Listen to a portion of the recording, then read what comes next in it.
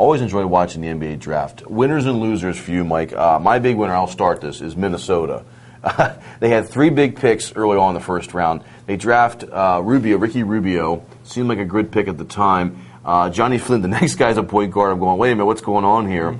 And you know what? I don't think Rubio's ever going to play for Minnesota. This guy said, if I got him, he's got a good passer. But if not, he's got such trade bait. He's getting great offers right now. He'll get a number 1 pick out of this, get a couple players.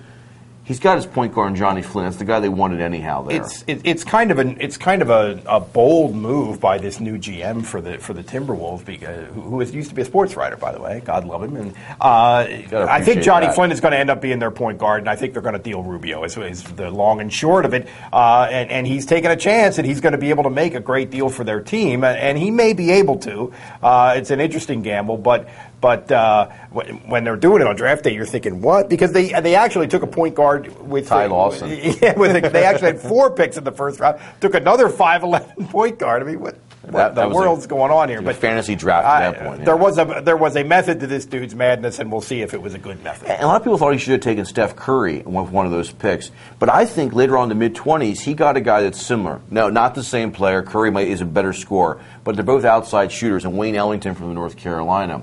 I think they got an extra scorer to go on that team. He got his point guard. It's a good draft. They can trade Rubio to get them future picks or another player. That's a solid I'll tell you draft. Who Wayne Ellington reminds me of. Steph Curry's dad.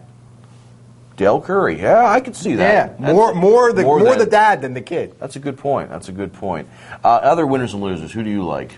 Well, I think San Antonio, in a small way, at the bottom end of the draft when nobody's paying much attention, did a real nice job with getting DeJuan Blair, who is a guy who can rebound. Despite having no ACL ligaments in his knees, he can rebound, and rebounding, basketball people always say, with some evidence, is the one skill that translates best from college to pro. If you can rebound in college, you ought to be able to rebound in the NBA, and they got a piece that will be probably a useful piece for them. No ACLs in his knees. I didn't hear that until the middle of the draft. It's weird. He's projected between the 10th pick and the 14th pick. He's not supposed to be there, so when he slides to the second round, everything's just this great steal. These projections are so stupid. If he didn't have this, it was scaring people off. I'm surprised it didn't come up sooner. Yeah, why? If it scared people off, why wasn't that impacting the projections? Is what you're saying, exactly. And you're right. And the Spurs get a great. Second round picks aren't guaranteed anyhow. He could have a long career with them. It's a solid spot for him and a great team.